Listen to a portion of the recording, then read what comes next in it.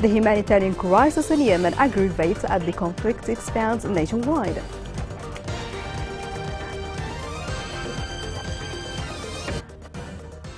Good evening. Welcome to Yemen Today TV. I am Abir Ali and you are watching the English news. The 22nd of May 1990 represented a victory for the will and strength of the Yemenis. It was a culmination of struggles of the revolutionaries, North and South, against the imminent and restore the unity of Yemen. This report has more. On the morning of the 22nd of May 1990, a great Yemen was born on the international map. And the Yemenis wrote their new history with golden letters. The story of the unity was possible to be reachieved after hard national struggle and Arab endeavors. An exemplary unity that was achieved by an overwhelming popular desire. Perhaps it was marred by unfortunate war in the summer of 1994, but its causes, according to historians, are due to the nascent experience, common mistakes, and external causes for which Yemen is not responsible. Yemen's unity was born in the early 1990 amidst regional and international storms that cast a black shadow over the cohesion of Yemen and the region. Its birth coincided with the beginning of what was called the decade of major international crises and was followed by the return of 2 million expatriates who burdened the emerging state. That time when the unity emerged, there were a number of Arab challenges such as intra-Arab disputes, global war on the eastern gate of the Arabs that blocks the Iranian tide, the setback of the Arab Cooperational Council, the Eritrean occupation of the Yemeni Hanish Islands, Israeli massacres in Palestine and Lebanon, the explosion of the Somali War, and the emergence of Al-Qaeda group. Despite all that, the Yemeni unity survived the devastating chaos catastrophe of 2011 and 2014 because the unity was not just a move, it was a dream of successive generations. The chief of the General Staff of the Yemeni Army, Lieutenant General Saghir bin Aziz, confirmed that Yemeni unity is the achievement of a people who have struggled to restore it for decades. He said on the occasion of the 33rd anniversary of the Yemeni unity, the anniversary of re-achieving Yemeni unity is a great and eternal memory in the hearts of all generous people of Yemen. Bin Aziz added that the unity is not for the politicians or those for partitions, sectarian or regional interests. The Arab Summit in Jeddah raised hopes for Arab collaboration among the Arab countries. The summit affirms a unified political and economic stances. This report has more. After a lapse of 12 years, Syria has returned to the Arab League. Syrian President Bashar al-Assad is attending the summit meeting, and Ukrainian President lands at Jeddah, pleading with Arab League support for Ukraine in its war against Russia. There is a sense of solidarity among the members of the League who have very often disagreed in the past and still do. Also a sense that the leading members of the League have an important role to play in global affairs. There is optimism on the intra-Arab League front with truce in Yemen in place and in Sudan, though it has been less stable than Yemen, with Saudi Arabia and Iran restoring their diplomatic relations through a China-mediated agreement. Tehran hopes to mend its fences with members of the Arab League as well. However, the challenges that have dogged the Arab League is still present, and the formation of the State of Palestine remains a major one. Members of the League also feel that the battle against climate change needs to be fought unitedly, and one member can't achieve it on its own. The Arab League, as it has existed since its formation in 1945, has remained a loose political formation with a common political and cultural legacy.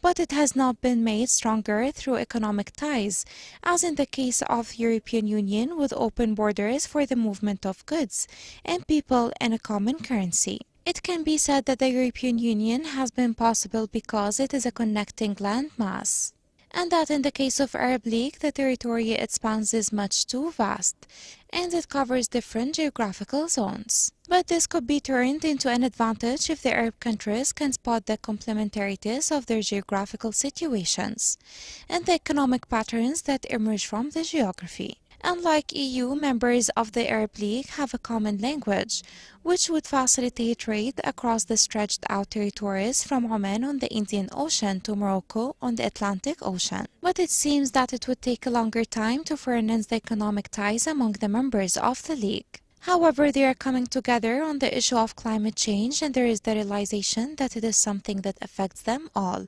and they need to act together. Syrian President Assad observed that it is time that outsiders are prevented from interfering in the affairs of the Arab states. But the leaders have to agree that the outside powers can be kept out of the Arab affairs if the Arab states work closely with each other in protecting the interests and welfare of the Arab people spread across different states. Chairman of the Presidential Leadership Council received today the Ambassador of the United States of America, Stephen Biegun. The meeting discussed the distinguished bilateral relationships between the two friendly countries and ways to enhance and develop them in various fields. The meeting also touched on government reforms to improve services and living conditions, maintain economic and monetary stability.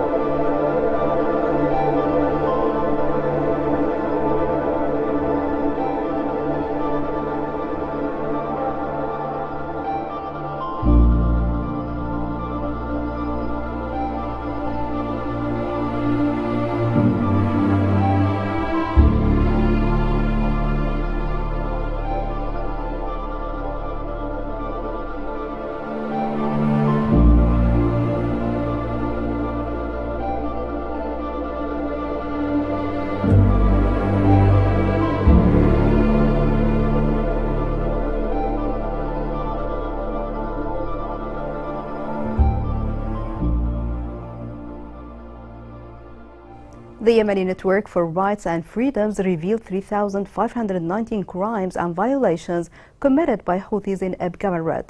In a recent report, the network stated that the terrorist Houthi militia was involved in the killing of 213 unarmed civilians. The report documented that the Houthi militia recruited about 1,322 children under the age of 17 and pushed them to the front lines. The Houthi militia sent large military reinforcements to the south of Ma'rib, eastern Yemen, in preparation for an imminent attack on government sites. Field sources said over the past 3 days, the Houthi militia has sent large reinforcements to Al Juba district, south of Ma'rib. The sources indicated that the Houthi reinforcements include a large number of military personnel carrying dozens of fighters. Houthi drones targeted a car of a citizen in Adala province. Our correspondent in Adala confirmed that this incident is the third after the 2 other incidents in Hajar and Murais.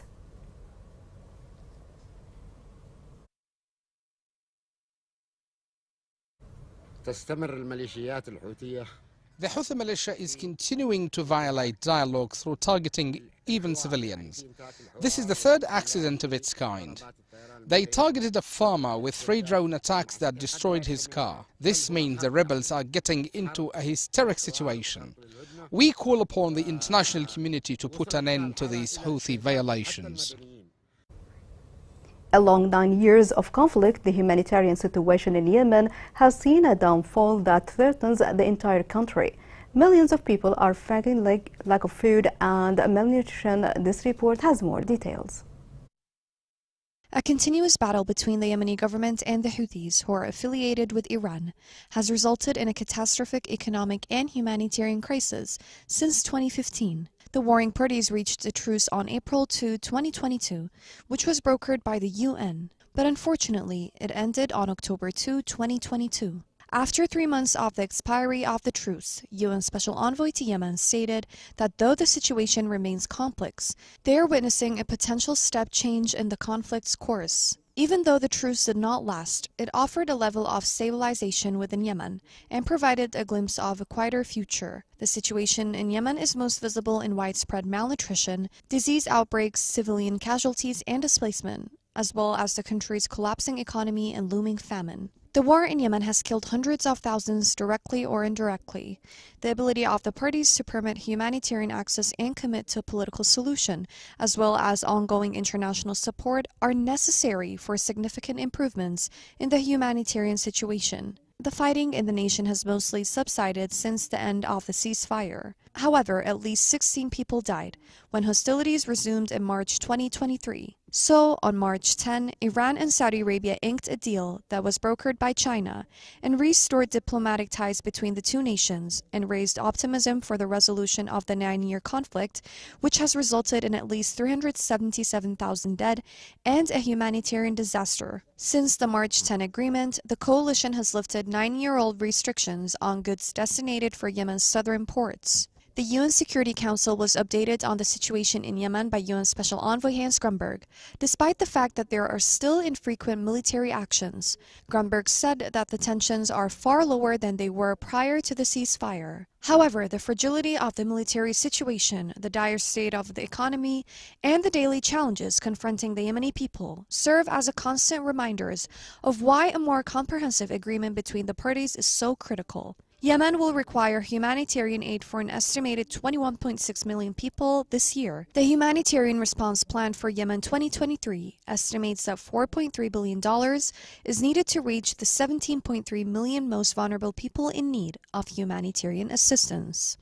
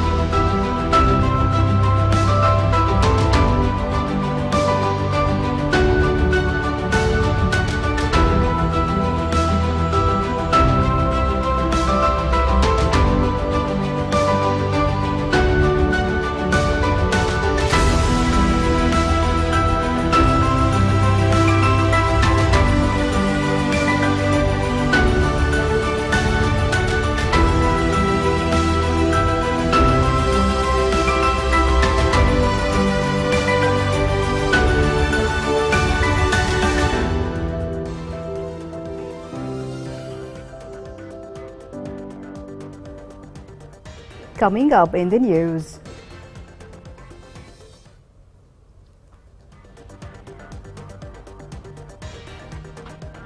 Anemia disease spreads in Hajj province amid collapsing healthcare services.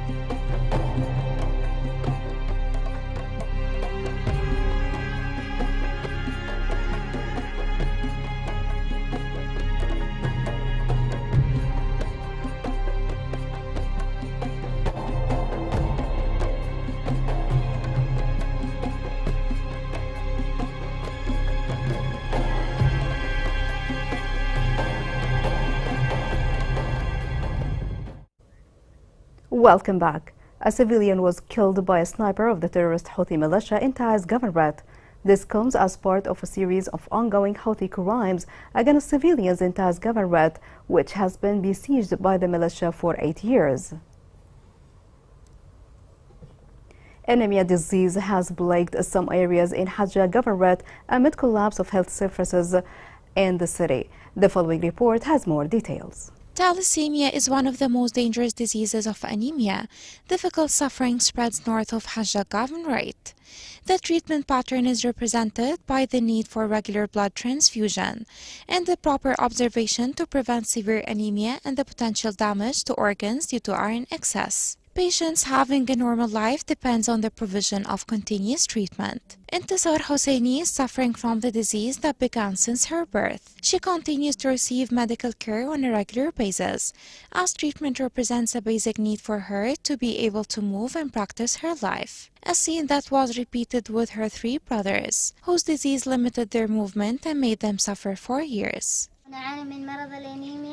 I have 3 brothers. Our father died 5 years ago. We've been suffering from anemia disease since birth. Me and my brothers don't have the ability to move or walk normally. We need regular medical treatment. We visit a Jada Health Center, but unfortunately our blood type is very rare, and it's not always available. Several factors led to the spread of thalassemia and anemia, including the marriage of relatives and the lack of awareness of the necessity of conducting premarital examinations. El Jada Health Center receives about 100 cases on a daily basis. Doctors are calling for the provision of medical tools and devices that limit the spread of the disease and alleviate the suffering of patients. This health center is considered the only center that provides high-quality services to the citizens. It is funded by King Salman Center for Humanitarian Aid and Relief. The center receives from 70 to 100 patients every day. Most of them suffer from blood diseases such as thalassemia and different types of anemia. These patients need regular blood transfusion. We have provided 97 patients with regular sessions from the 1st of January till the 1st of May. Children, pregnant and lactating women, the most affected by anemia, regain their lives again with blood drops, which have become vital for their survival and ability to move. The Houthi group announced a contract with a Chinese company for oil exploration in Yemen. The Houthi-controlled news agency said that the signing of the memorandum came after coordination with several foreign companies. The following report has more. At a time when the legitimate government is suffering from its inability to export oil as a result of the Houthi terrorist attacks on export ports, the Ministry of Oil and Minerals, which is under the control of the Iranian-backed militia, signed a document of understanding with Anton Oil and the representative of the Chinese government to invest in oil exploration in areas controlled by the Houthis. This step, according to observers, reflected the Houthi militia's disregard for local constitutions and UN resolutions that place in it the category of a coup and do not authorize it to dispose of independent resources. But what is more important is that the representative of China stands behind this suspicious deal, as well as a global company in the fields of technology services, which raises a lot of question marks. The minister called on the investment companies to visit Yemen in order to see the investment opportunities, advantages, and facilities that their investments will enjoy. The Yemeni minister pointed out that there are a number of rounds of negotiations underway with several international companies to enter the field of oil exploration in Yemen, explaining that the work will be done to put the final touches in order to sign documents of understanding with them. In contrast to this, Houthi tampering with the capabilities of the people, the government is still silent without any reaction, proving that it's serious about ending the coup and restoring state institutions, and that it's responsible under the legitimacy it enjoys to defend the rights of more than 30 million Yemenis, whether in the liberated areas or in areas under the control of the terrorist Houthi militia. Observers claim that the recent actions taken by the Houthi militia will complicate regional and international efforts aimed at reaching a political settlement. It's also an attempt to continue separation in the country, which is now witnessing the 33th anniversary of the glorious Unity Day, amid the Houthi coup in the north and calls for secession in the south, which threatens Yemen. Here is a reminder of the main headlines. Yemen's Unity Day in May 1990 forms a rebirth of nation.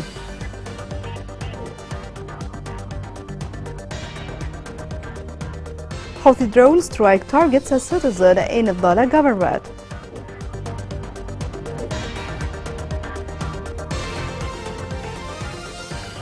The humanitarian crisis in Yemen aggravates as the conflict expands nationwide.